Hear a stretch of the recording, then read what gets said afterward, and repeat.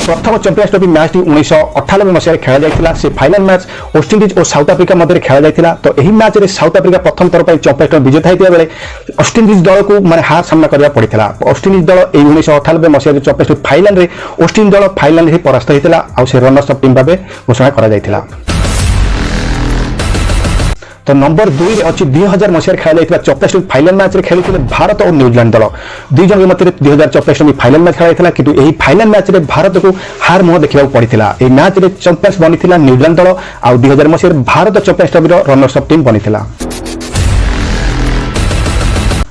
2002 रे जो champions trophy खेला जाइतिला 2002 रे चैंपियंस ट्रॉफी जो फाइनल मैच होइतिला भारत और श्रीलंका मध्य फाइनल मैच खेला जाइतिला, किंतु वर्षा जो ए मैच टी हेइ पानतला। वर्षा बहुत बाधा साधितिला, तो वर्षा जो ए मैच टी हेइ पारि नथिला।